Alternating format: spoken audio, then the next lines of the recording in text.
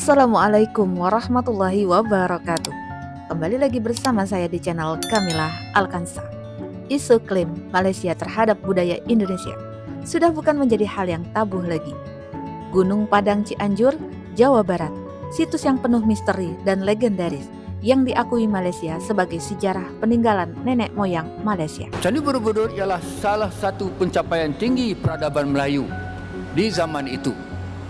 Dalam konteks prasejarah pula, bangsa Melayu lebih besar dengan tanah air yang jauh lebih melebar.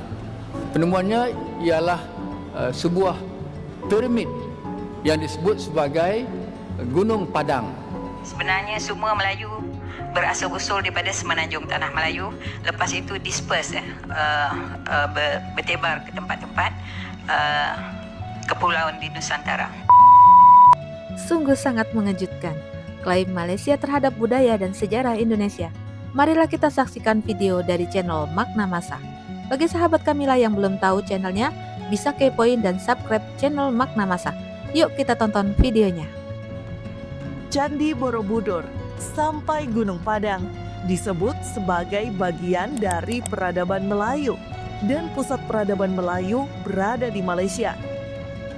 Klaim mengejutkan ini datang dari berbagai akademisi Malaysia. Pernyataan tersebut memunculkan tanda tanya besar. Apakah ini upaya Malaysia mendominasi narasi sejarah Melayu? Awal terbentuknya suku Melayu dari kemunculan suku Anet Jameh di Aceh dan masyarakat Negeri Sembilan di Semenanjung Malaya. Dan rata-rata suku ini merupakan orang asli dari Sumatera Selatan, Jambi, Riau, Bengkulu, dan Sumatera Utara. Jadi, suku Melayu terbesar berasal dari tanah Sumatera. Suku Melayu juga mendiami wilayah lain di Indonesia seperti Kalimantan, Temiang di sebelah selatan Aceh, dan sebagian Sumatera Selatan. Isu klaim budaya antara Indonesia dan Malaysia akhir-akhir ini kembali marak, terutama di dunia maya.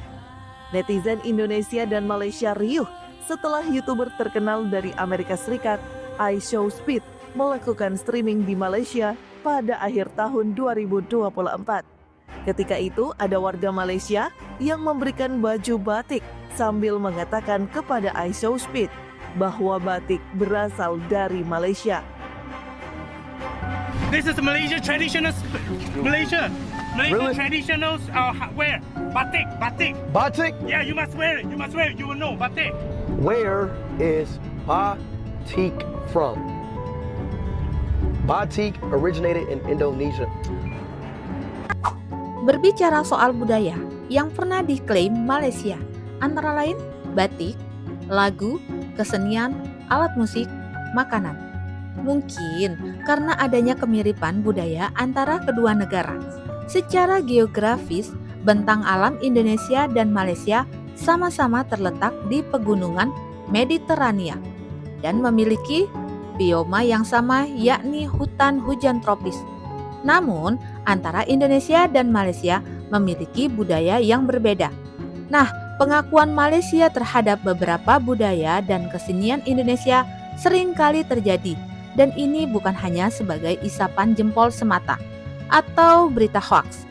Warisan budaya ini merupakan identitas suatu bangsa yang tidak dimiliki oleh bangsa lain dan merupakan jati diri bangsa Indonesia.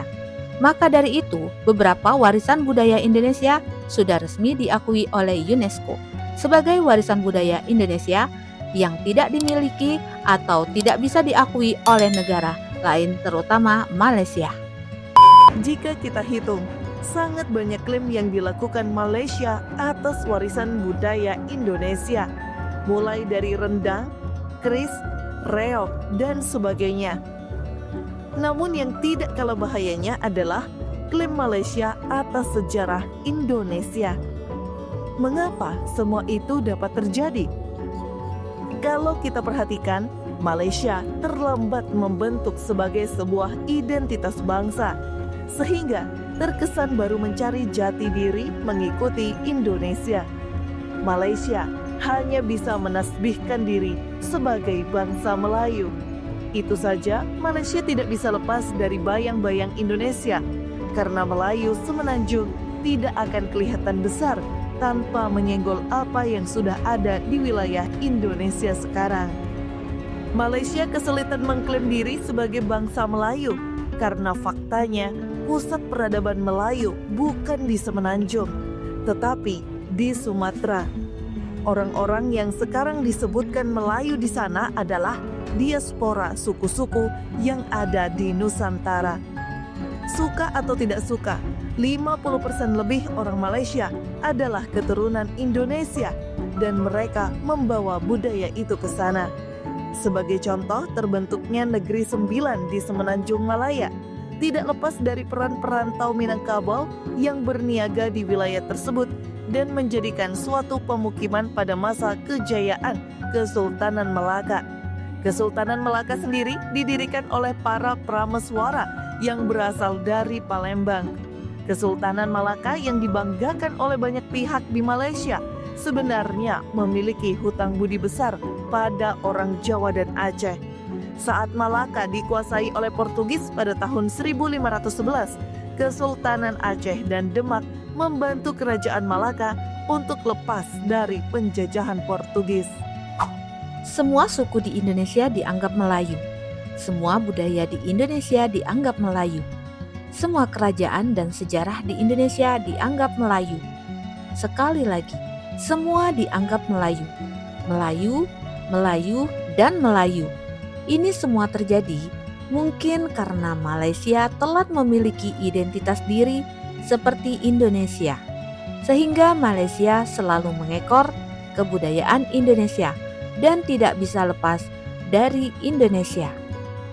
Sejarah kemerdekaan Malaysia yang diperoleh dari Inggris pada 31 Agustus 1957 dan Malaysia merdeka karena diberi hadiah oleh Inggris. Beda halnya dengan Indonesia. Indonesia memperoleh kemerdekaan melalui perjuangan panjang, pengorbanan dan kerjasama rakyat. Kemerdekaan Indonesia bukanlah hadiah, tetapi hasil perjuangan panjang. Untuk menutupi hegemoni sejarah Indonesia dan menunjukkan bahwa Melayu itu besar, beberapa akademisi Malaysia menciptakan konsep alam Melayu atau konsep Mahawangsa Melayu. Belakangan, konsep ini diketahui sebagai alat propaganda yang menggiring logika bahwa Semenanjung merupakan pusat peradaban Melayu. Konsep Mahawangsa yang saya gempitakan di sana sini, konsep Melayu Mahawangsa maknanya konsep Melayu bangsa besar, bersinergi dengan 200 juta lebih umat Melayu di Indonesia, di Brunei, di Cambodia, di Thailand, di Filipina. Kita akan dapat mengangkat semula konsep Melayu Mahawangsa. Hal itu membuat masyarakat Indonesia menganggap konsep alam Melayu sebagai dongeng atau ilusi semata. Dengan menggunakan konsep Mahawangsa Melayu, akademisi Malaysia memasukkan semua peninggalan sejarah Indonesia seperti Gunung Padang, lukisan gua kuno di Sulawesi, Kerajaan Sriwijaya, sampai Candi Borobudur sebagai hasil peradaban alam Melayu.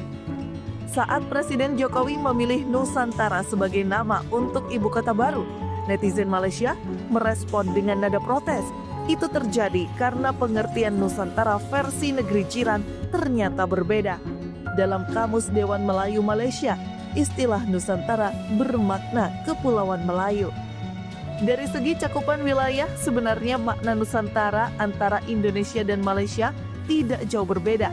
Namun istilah Nusantara bermakna Kepulauan Melayu itu yang menjadikan rancu, apalagi di benak warga negara Malaysia. Kata Melayu seolah-olah berpusat di Malaysia. Nusantara berasal dari bahasa Sanskerta, yaitu Nusa yang berarti pulau dan Antara yang berarti di antara. Sebagian besar Melayu Malaysia berasal dari Nusantara, Indonesia. Sejarah Nusantara mencakup masa prasejarah, masa kerajaan Hindu-Buddha, dan masa kerajaan Majapahit. Kepulauan Nusantara sudah dihuni manusia sejak lebih dari 1,6 juta tahun yang lalu. Dari bukit arkeologis menunjukkan kehidupan dan kebudayaan masyarakat prasejarah seperti fosil manusia purba, senjata, dan alat pertanian. Istilah Nusantara pertama kali diperkenalkan oleh Kerajaan Majapahit pada abad ke-14. Sumpah Palapa yang diucapkan Mahapati Gajah Mada yang berisi tekadnya untuk menyatukan Nusantara. Dan Nusantara ini ada di Indonesia. Sudah sepatutnya kita bangsa Indonesia menjaga budaya dan sejarah agar tidak terjadi lagi klaim terhadap warisan budaya Indonesia. Semoga video ini bermanfaat. Mohon maaf jika ada kata yang salah. Bantu like, comment, and subscribe. Sampai jumpa di next video. Assalamualaikum warahmatullahi wabarakatuh.